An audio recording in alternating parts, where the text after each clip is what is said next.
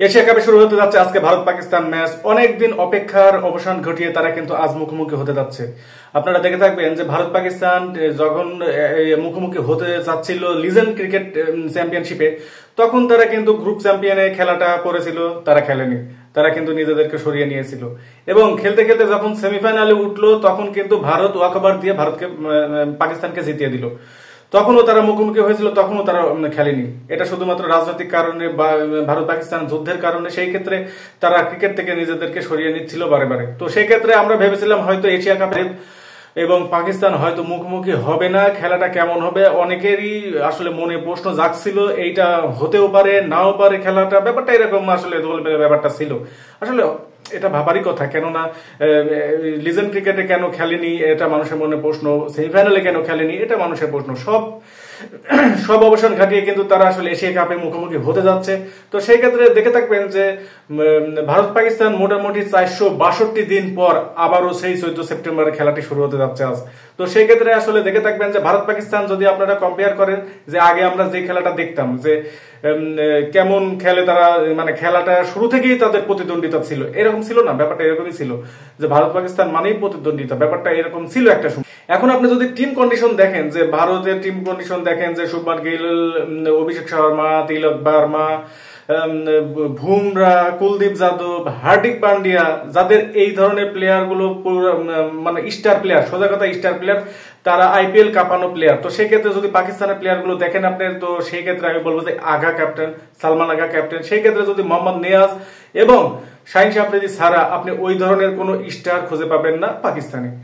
তো দুই দিক দিয়ে একটা সময় ছিল যে পাকিস্তানে কেমন প্লেয়ার আছে বা কেমন বোলিং আছে বা ব্যাটিং আছে কোনো কথা নাই, ভারত পাকিস্তান মানেই প্রতিদ্বন্দ্বিতা হতো। কিন্তু এবার আসলে এই ব্যাপারটা হবে না, ভারত পাকিস্তানকে একদম উড়িয়ে দেবে, এটাই স্বাভাবিক। আপনি দেখবেন যে ভারতের কাছে পাকিস্তান দাঁড়াতে পারবে না। হ্যাঁ, এখন একটা কথা আছে যে যদি যেহেতু আরব আমিরাতে আসলে টসে জিতলে আসলে যারা টসে যেতে তারা বেনিফিট পাচ্ছে, তারা ভালো দলকেও আটকে দিয়ে আসলে শুরুটা ভালো করছে, রানটা কম করে আটকে দিয়ে তারা জিততে পারে, ব্যাপারটা এরকম থাকতে পারে। তো সেই ক্ষেত্রে যারা টসে জিতবে, যদি ভারত টসে যেতে তাহলে আসলে পাকিস্তানের দাঁড়াতেই পারবে না, কোনো খেলাই হবে না, খুব সহজভাবে আসলে ভারত জিতে যাবে।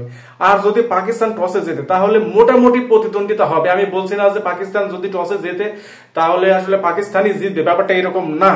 ইন্ডিয়া যদি টসে যেতে 100% জিতবে, আর যদি পাকিস্তান টসে যেতে তাহলে খেলাটা কোনো মতো প্রতিদ্বন্দ্বিতা হবে। তবু আমি বলবো না যে পাকিস্তানই জিতবে যদি টসে জিতে, ব্যাপারটা এরকম না, কিন্তু ইন্ডিয়াও জিততে পারে, ব্যাপারটা এরকম।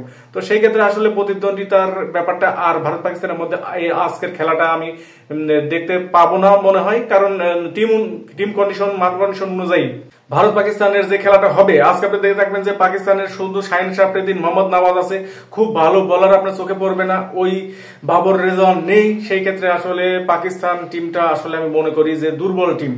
ওই পাকিস্তান ওই ক্যাটাগরির মধ্যে পড়ে বাংলাদেশ, শ্রীলঙ্কা, আফগানিস্তানের মতোই আসলে পাকিস্তান টিমটি এখন বর্তমান রয়েছে। তো সেই ক্ষেত্রে ভারত অনেক শক্তিশালী টিম, বোলিং লাইন আপ থেকে শুরু করে, ব্যাটিং লাইন আপ থেকে শুরু করে, মিডিল অর্ডার থেকে শুরু করে, অলরাউন্ডার থেকে শুরু করে সব দিক দিয়েই ভারত আসলে, আপনি যদি শুধু এশিয়া দেখেন তা আসলে নয়, আসলে পুরো বিশ্ব ওয়ার্ল্ড কাপ যদিও দেখেন সেক্ষেত্রেও আসলে ভারত অনেক শক্তিশালী হয়ে রয়েছে। তো সেই ক্ষেত্রে আজকের খেলা ভারত পাকিস্তান শুরু হতে যাচ্ছে, সেই ক্ষেত্রে আমি বলবো যে ভারত 100% জিতবে, টসে জিতুক বা হারুক, ওই ভারতই জিতবে, এটাই আসলে শেষ কথা।